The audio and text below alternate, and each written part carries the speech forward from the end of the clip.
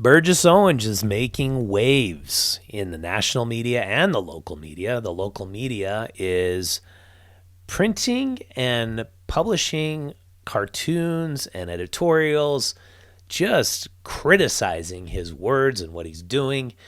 We do a deep dive into Burgess Owens in this episode of the Utah Story Show. And if you're new to the show, what this show is all about is diving deeper into Utah issues that actually affect the quality of life in Utah. We don't do a whole lot of politics. This is something kind of new. But we're doing Burgess Owens because he is making an impact. He's absolutely making waves. And I have to say, I like it. I like it. It's if you're going for diversity, he's definitely got diversity of ideas compared to the other people in the Congress that are black. I just did a little study to find out how many people are black in Congress, and it turns out that there are 57 total black Americans in Congress. 55 are Democrats, just 2 are Republicans. And Burgess, you hear about him every single week in the news. He's getting headlines. So we're going to go into those headlines.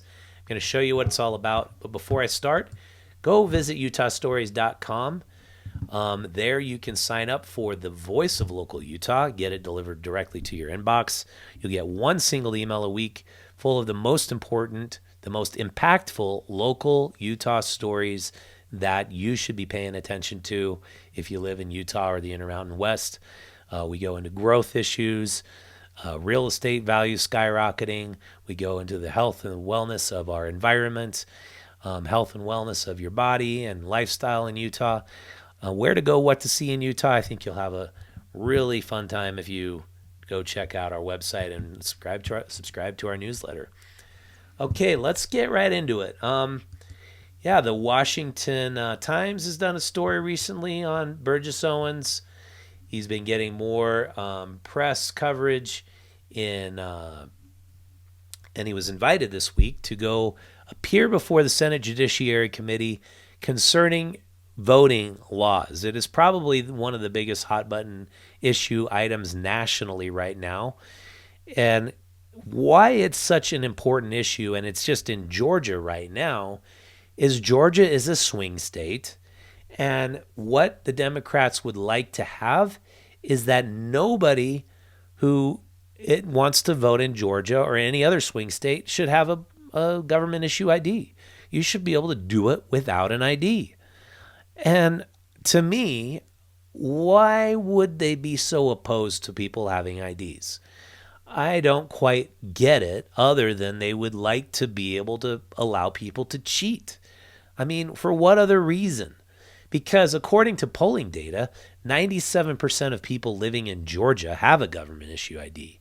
And to change the law to require an ID, this was a change of the law for specifically mail-in ballots. And then to say, have even Biden chime in and say, yeah, this is racist. And then Biden lied, actually, on television about it, saying they're not going to give you water when you wait in line. They're going to make the polling's hours shorter. They're going to, and those are just flat out lies. It's not true. The law concerned IDs. And so wanted to show you what Burgess Owens did specifically this week in Congress, speaking out against these new voting laws, comparing them to Jim Crow laws. And if you know what Jim Crow laws are, they were the segregation laws that basically made it so blacks couldn't use the same restrooms as whites, blacks couldn't use the same drinking fountains as whites. Listen to what Burgess had to say in the Senate Judiciary hearing. Jim Crow laws like poll tax, property tests, literacy tests, and violence and intimidation at the polls made it nearly impossible for black Americans to vote. The section of the Georgia law that has brought so much outrage from the left simply requires any person applying for absentee ballot to include evidence of a government-issued ID on their application. If a voter does not have a driver's license or ID card, that voter can use a current utility bill, bank statement, government check, paycheck, or any other government document that shows a name and address of this voter. If a voter somehow cannot produce one of these above forms of ID, that voter can still vote and cast a vote provisional ballot. By the way, 97% of Georgia voters already have a government-issued ID. What I find extremely offensive is the narrative from the left that black people are not smart enough, not educated enough, not desirous enough for education to do what every other culture and race does in this country, get an ID. Okay, so he points out, continues to point out that this is the soft bigotry of low expectations, to believe that African Americans don't have the ability to go get an ID so they can vote. And this has been a major issue because corporate America has stepped in, and they all decided to chime in on the editorial pages of the New York Times and unite in opposition to voting limits. So all these corporate execs from Amazon, BlackRock, Google, also Delta Airlines, which has a hub in Atlanta, they signed a new statement released on Wednesday opposing discriminatory legislation that would make it harder for people to vote. It was the biggest show of solidarity so far by business communities as companies around the country try to navigate the partisan uproar over Republican efforts to enact new election rules in every state. So this is a national effort to mandate everybody have IDs. And so the way the Democrats are fighting back is getting big corporations to get on board to fight against the idea of having IDs. Doesn't this seem insane? Just craziness. So they want to do, and now Trump fought back wanting to do a boycott of Coca-Cola because Coca-Cola and Delta both condemned the Georgia voting laws. It's just crazy what's going on, especially the part about corporations now coming in, chiming in on issues related to voting, and corporations believing the Democrat talking points that this is voter suppression, that they're going to require IDs. So that's what's been going on. And I want to point out something that I also found interesting. This is the ethnic diversity in the 117th Congress. It is by far the most ethnically diverse Congress that we've ever had. 23% of the House of Representatives and Senate are from racial or ethnic minorities. Burgess Owens is extremely, if you want to go diverse, extremely diverse. But yet, look how he's being lambasted in the pages of the Salt Lake Tribune. And I want to read this whole story because I can't believe the way they're treating him and the way they're absolutely misconstruing his words in the Salt Lake Tribune.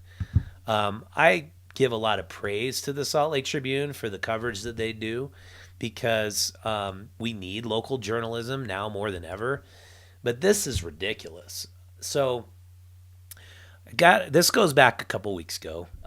Burgess Owens said that basically people are crossing the border illegally and they're coming into the United States and they're going to be coming into our neighborhoods and they're going to be coming in and we won't be able to control them, and their culture is different. They can't speak our language and they are going to basically be, it's going to be an uncontrollable situation. So Pat Bagley decides that that's just like saying 70 years ago, they're coming to your neighborhoods. In other words, black people. So Burgess Owens is treating Mexicans like the KKK treated black people. Really? Did he say that? Did he say that that Mexican people are bad for our country? I'm going to read you his quote, and you can decide for yourself. Let me pull it up for you. This is the story where the whole editorial board of the Tribune said, we need to stand up against him. This was written on April 15th. This is Burgess Owens' quote. And see if you can detect that this is very racist. So what Owens said, believe me, the borders are open right now. We are seeing every single day people coming here and within hours getting on a train or a plane and going to your neighborhood. So no, Americans, this isn't a border issue anymore. They're coming to your neighborhoods, not knowing the language, not knowing the culture, and there is a cartel influence along the way. So be aware. Don't think this is a distance from you right now. It's coming your way, and it's done on purpose by a party who could care less about we, the people. So that's what Burgess Owens said, and this is what the editorial board of the Salt Lake Tribune said. They said, these are not the words of an esteemed member of Congress. So they were saying right away, he's not esteemed. These are the words of Representative Burgess Owens. That these words are a string of lies. Really? It's a string of lies? Don't think so. There's thousands and thousands of people crossing our borders illegally. How is it a string of lies? It's secondary to their odious intent to treat anyone who looks new to this country with suspicion. That's his intent. You can garner from that quote that his intent is to treat anyone who looks new to this country with suspicion? Really? Where do you find that intent? That is the worst form of journalism you can possibly do, is to take a quote from a person and decide what their intent is. That is yellow journalism. It's the worst form of journalism, to decide that he doesn't like people crossing our borders. He doesn't like illegal immigration, that his intent is that he means to treat anyone new to this country with suspicion. Where does he say that? He doesn't. So he said, they go on to say, anyone who doesn't know the language or the culture should be suspected of working for criminal enterprises. Where does he say that? He says it's controlled by the cartel. There's cartel influence along the way, which is absolutely true. You have to pay the cartel to enter this country. Did you know that?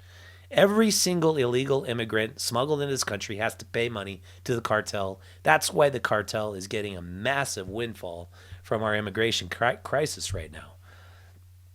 Anyway, it goes on. It makes me so angry that they would print this in their paper when it is so false and inaccurate. He's not saying any of that. He's not saying he hates immigrants, or that anybody new should be looked at with suspicion. So this is the point I want to make. We cannot have open borders in this country. Why?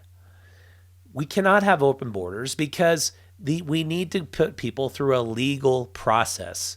My ancestors were immigrants, refugees from Armenia. And my wife was an immigrant refugee from Bosnia. There's a legal process that people have to go through to enter this country. Why does that? Why? I mean, you must lack compassion if you think there should be a legal process. No, the reason is we have a welfare state in this country.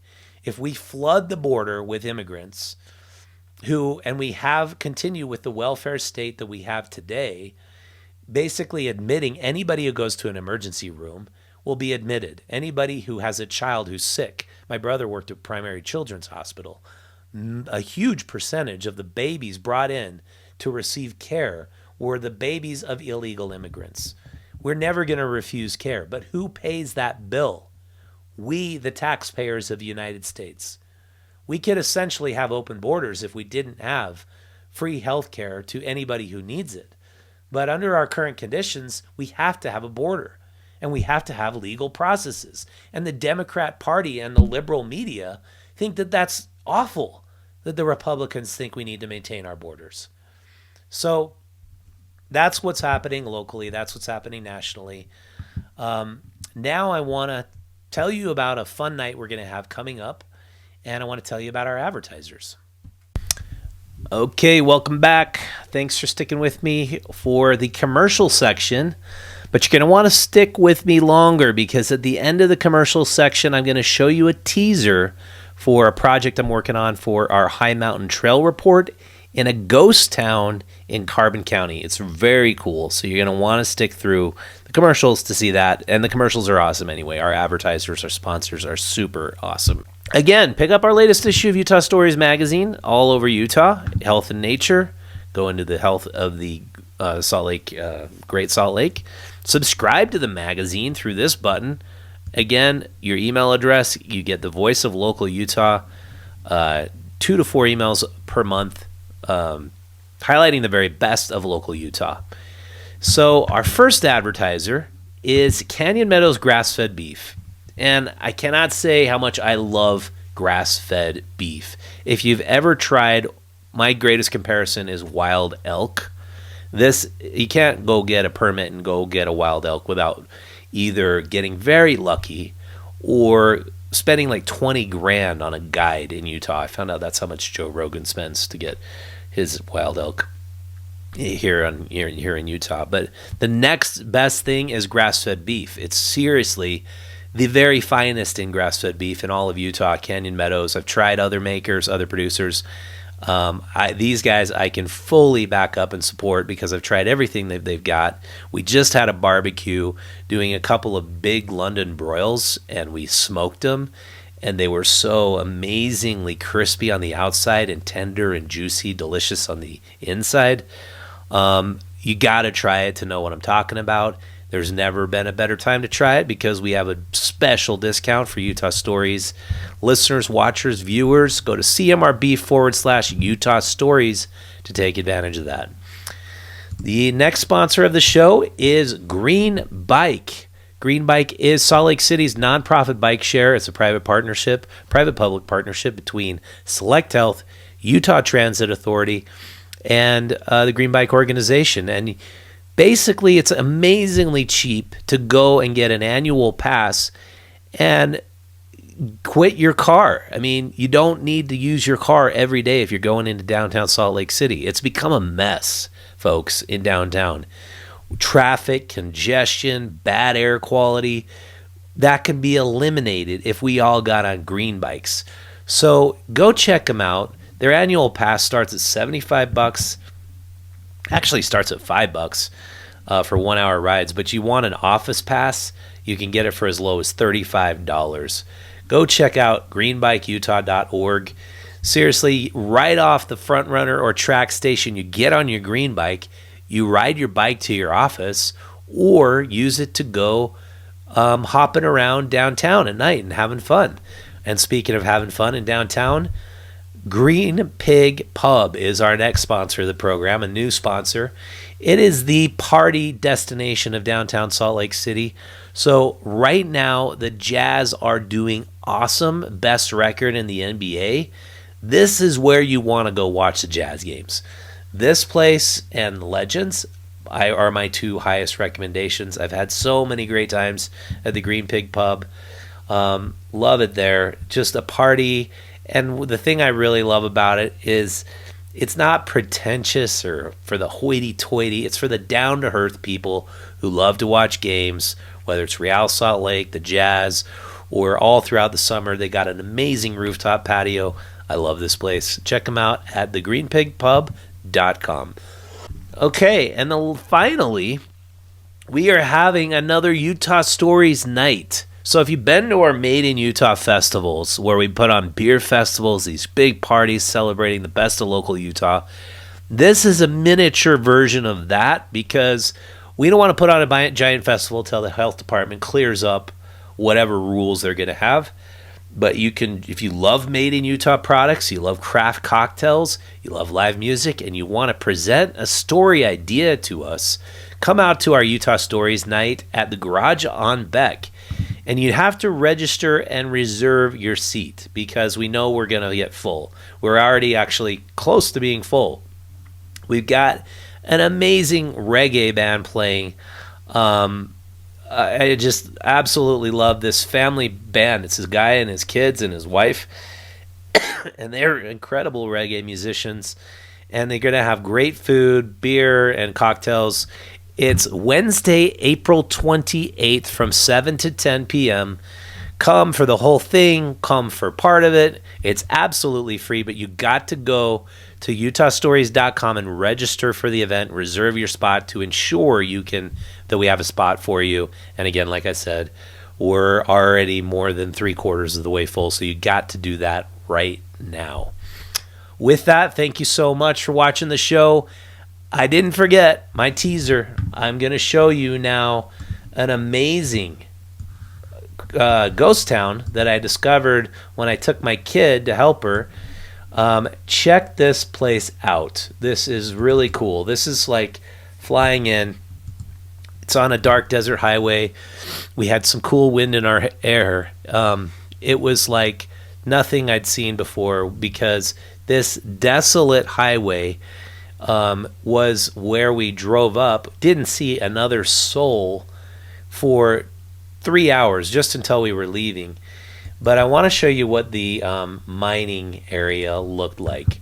So just show you this clip. I'll play it for you now. So we're somewhere in Carbon County. We found this road that leads up here, that leads to this huge wall. This is carved out of sandstone. And then over here is a window.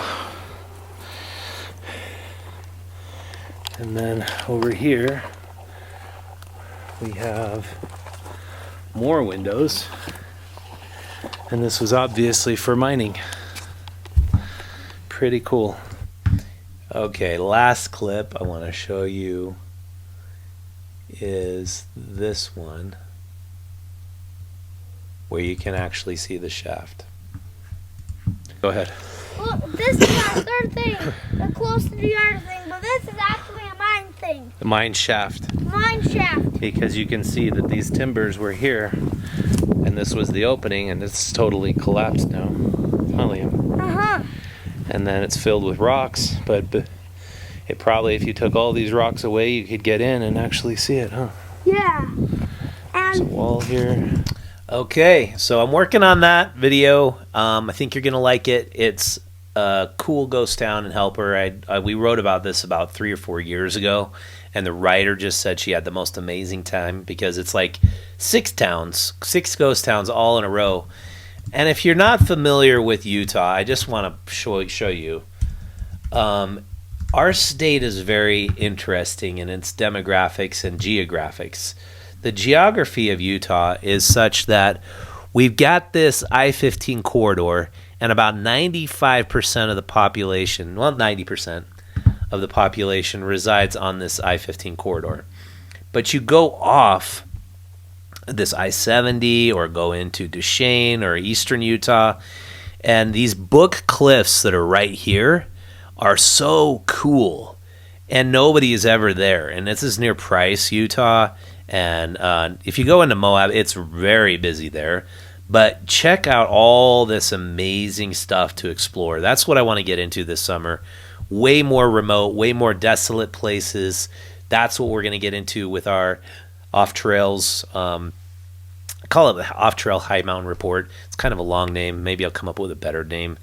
But places that you typically don't go to in Utah. This whole West Desert, if you don't know, is a big test range. It's like you can't go there because it's federal, and it's called Dugway, and it's also known as the new Area 51. We have a guy who is willing to go out there and check that out for us. We're going to show you that as well. So all coming up this summer, we're going to be doing a lot of cool exploration into the remote areas of Utah. So I hope you stick with us, and if you like that sort of thing, then subscribe to the channel. All right, thanks for watching. I'll see you next time.